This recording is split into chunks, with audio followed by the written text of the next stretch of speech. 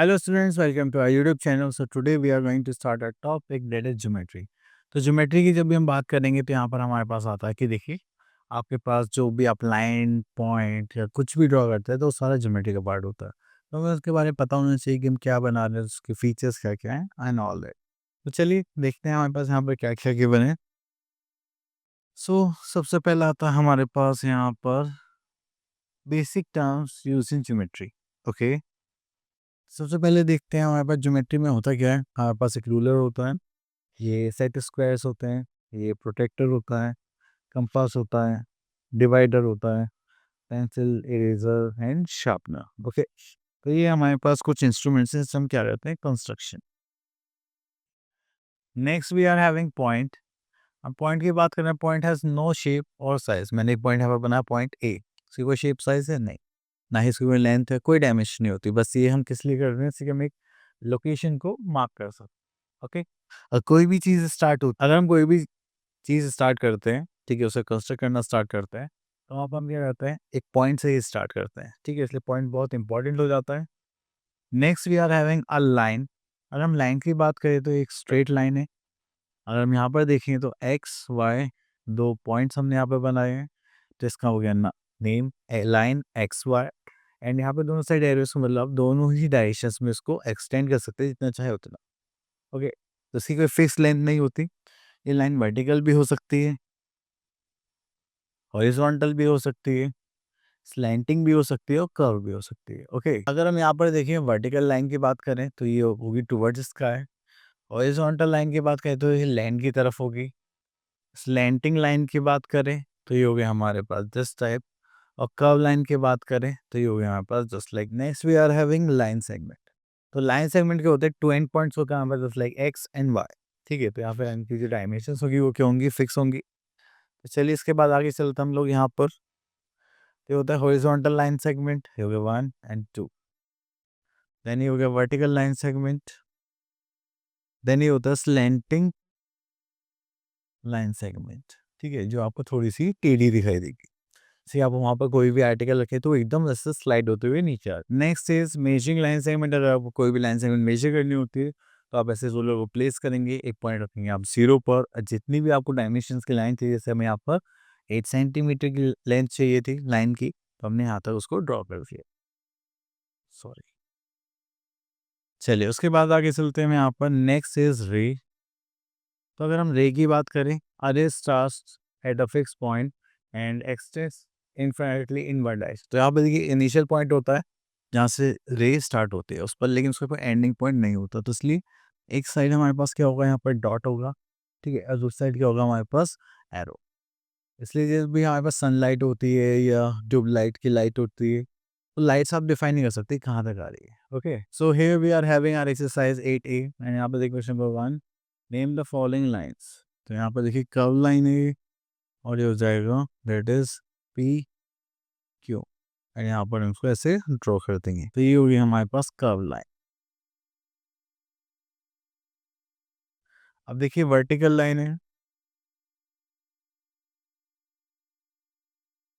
तो इसको रब कर देते हैं, यहाँ पे लिखते हैं this is a vertical line and इस लाइन को हम बोलेंगे CD। ठीक है, चलिए बाकी आप लोगों के लिए नेम द फॉलोइंग फिगर। तो यहाँ पे देखिए आपको बोला गया है बी पार्ट देखते हैं, AB से लाइन सेगमेंट जहाँ पर आ जाए AB, यहाँ पे हम क्या ड्रॉ करेंगे, bar. Okay, next is draw the following figure using a ruler. तो रूलर आप ले सकते हैं, मैं एक स्ट्रेट लाइन ऐसे ड्रॉ कर देता हूँ। जैसे यहाँ पे मुझे एक रे बनानी है, तो मैंने यहाँ पे एक इनिशियल पॉइंट ले लिया और एक यहाँ पे एरो बना दिया और इसका नाम होगा TR। तो यहाँ पे हम लिख देते T and here we are having R। Okay, next is question number 4, draw the following line segments of given length.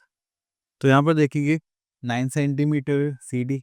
तो चलिए हम एक लाइन ड्रॉ करते हैं। चलिए तो हमें यहाँ पे 9 सेंटीमीटर की लाइन ड्रॉ करनी है, तो यहाँ पर आ जाएगा हमारे पास, तो यहाँ पे हम 0 से स्टार्ट करेंगे और यहाँ पर आ जाएगा 9 सेंटीमीटर। तो हम नाम दे देते हैं P and Q, this is 9 centimetre. Okay, चलिए उसके बाद आगे चलते हैं। Next we are having name the given figures using an appropriate symbol. Okay, तो यहाँ से ले लेते हैं हम बी पार्ट। तो ये रे गिवन है, तो यहाँ पर आ जाएगा पी क्यू एंड यहाँ पर इसमें ऐसे एरो बना दो।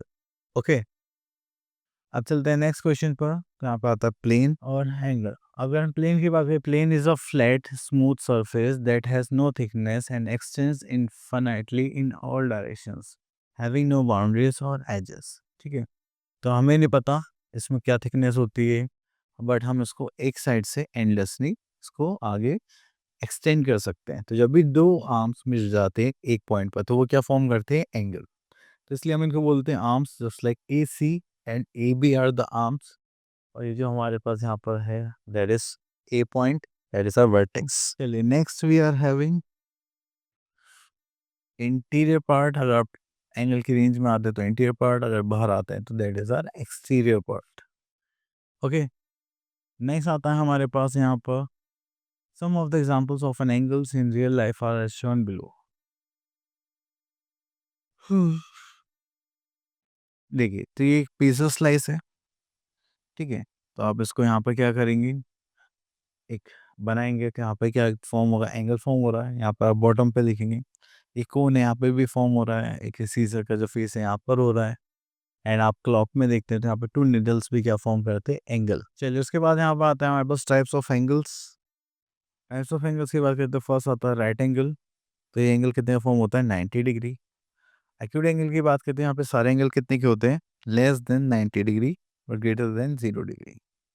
ठीक है, देन आता है ऑब्टूज एंगल। तो यहाँ पर आता है हमारे पास ई बी सी। तो ये हो जाएगा हमारा ऑब्टूज एंगल, जो क्या होगा 90 डिग्री से बड़ा होगा एक एंगल, बट छोटा होगा 180 डिग्री से।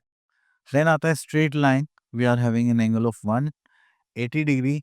ठीक है, तो उसको बोलते हैं straight angle. Next here we are having our exercise eight B, question number 1, name the following in the given figure. Okay, तो यहाँ पर देखिए कि हमारे पास आता है question number 1, name the following in the given figure. Okay, the angle. तो एंगल की बात करते हैं, एंगल क्या बन रहा है, बी। तो इसका नेम लिखेंगे हम ए बी सी। तो यहाँ पर जाए एंगल ए बी सी, जहाँ पर एंगल बना होता है उसको सेंटर में लेते हैं। ठीक है, the vertex and the arms of the angle. Vertex की बात करें तो वो क्या हो गया, बी।